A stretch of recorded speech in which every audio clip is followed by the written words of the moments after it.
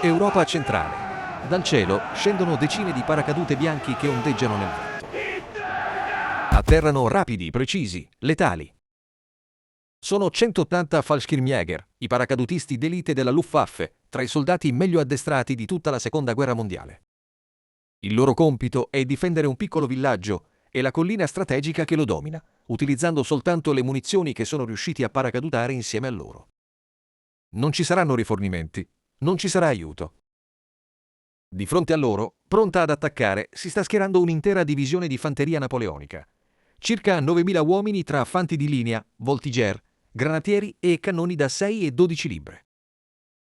I tedeschi sono una Fallschirmjäger compagnie rinforzata di 180 uomini, 4 ZAG da 45 effettivi ciascuno, divisi in Gruppen da 12 soldati con 2 MG-42 per gruppo, più comando e sezione mitragliatrici pesanti. I francesi schierano una divisione di circa 9.000 effettivi reali, con 2 brigate da 3 bataillon, ogni bataillon di 6 compagnie tra fusilier, voltigeur e grenadier, più artiglieria da 6 e 12 libre. Sul piano delle armi il divario è spaventoso. Le armi tedesche dominano nettamente. Il Kar 98K, preciso e affidabile, l'MMP-40 per il combattimento ravvicinato, granate a volontà, mortai leggeri da 8 cm e soprattutto lei, la MG-42, la sega di Hitler. Cadenza di tiro tra i 1200 e i 1500 colpi al minuto. Un'arma capace di falciare centinaia di uomini a distanze tra i 300 e gli 800 metri.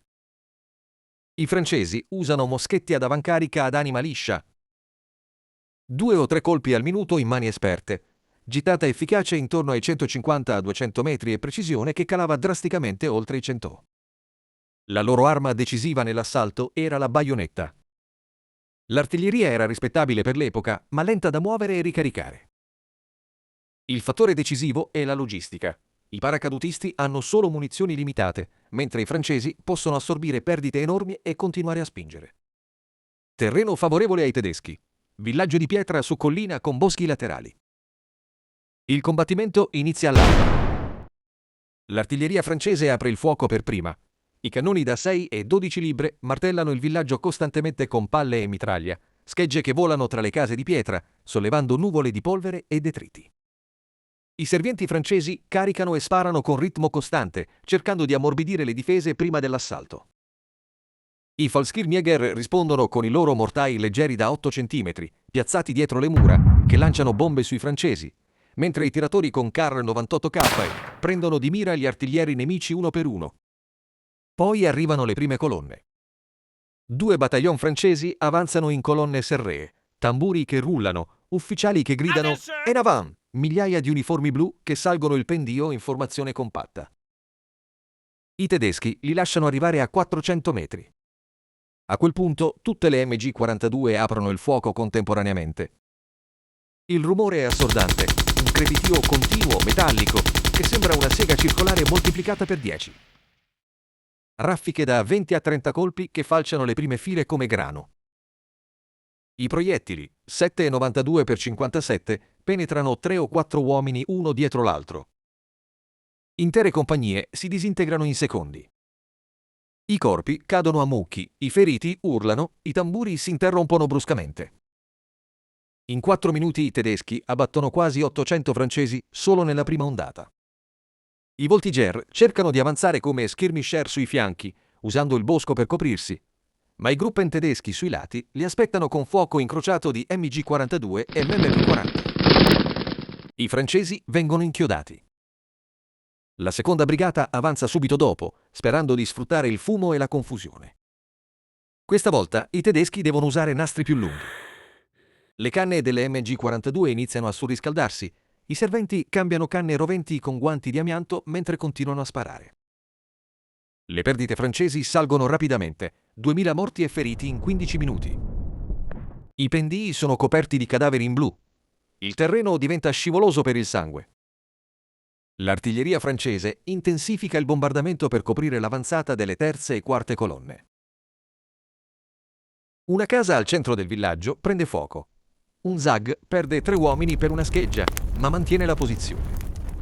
I comandanti di ZAG ordinano fuoco disciplinato, raffiche brevi, cambi di canna rapidi, conservazione delle munizioni per le ondate successive.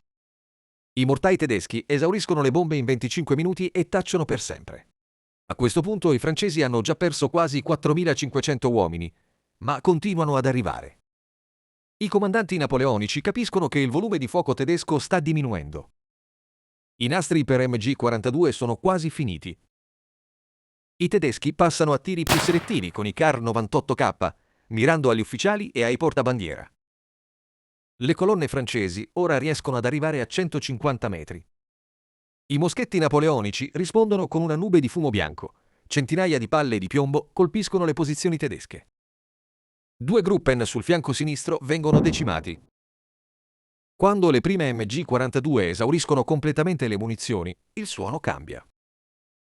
Il crepitio infernale si riduce a singoli colpi di fucile. I francesi lo sentono e caricano urlando. Migliaia di baionette inastate si lanciano verso il villaggio. I Fallschirmjäger usano le ultime granate, poi passano agli MP40 nel combattimento ravvicinato. I francesi sono troppi. Iniziano a entrare nelle prime case. Da qui diventa un massacro casa per casa. I tedeschi combattono stanza per stanza. Un paracadutista con MP40 tiene una finestra mentre il compagno lancia granate dalle scale. I francesi sfondano porte con le spalle, infilzano con le baionette, combattono con calci di moschetto. In una casa sul lato est, un intero gruppo resiste per 12 minuti, ammucchiando francesi caduti davanti alle finestre prima di essere sopraffatto. I paracadutisti usano le ultime munizioni per Kar 98K come fucili da cecchino dai piani superiori, poi scendono per il corpo a corpo con coltelli da combattimento e badili. Il centro del villaggio cade dopo 55 minuti di battaglia. I superstiti tedeschi ripiegano ordinatamente verso la chiesa e il crinale della collina, combattendo ogni metro. Un ultimo Zag, ridotto a 11 uomini, organizza un perimetro finale usando le ultime 2 MG42 con gli ultimi nastri rimasti. Sparano raffiche disperate a bruciapelo, abbattendo altre centinaia di francesi a distanza ravvicinata. Quando anche queste mitragliatrici tacciono, i sopravvissuti caricano con baionette e pistole. L'ultima resistenza avviene sul crinale. Una ventina di Fallschirmjäger combatte in cerchio, schiena contro schiena, mentre una marea di fanti francesi li avvolge. Baionette che si incrociano, colpi di pistola a pochi centimetri, urla in tedesco e in francese. Uno dopo l'altro, i paracadutisti cadono. L'ultimo uomo, un caporale di un gruppo, con il suo MP40 scarico, continua a combattere con il calcio dell'arma fino a quando viene trafitto da 5 baionette contemporaneamente. Quando il fumo si dirada, tutti i 180 Fallschirmjäger sono morti. Hanno inflitto tra i 6.200 e i 7.100 perdite ai francesi, praticamente distruggendo la divisione come forza combattente efficace. Il verdetto è vittoria francese a costi catastrofici. I numeri e la capacità di assorbire perdite hanno prevalso una volta finite le munizioni tedesche. Ora tocca a voi. Secondo voi i Fallschirmjäger potevano fare qualcosa di diverso per sopravvivere? Scrivetelo nei commenti. Se il video vi è piaciuto, mettete like, iscrivetevi e attivate la campanella.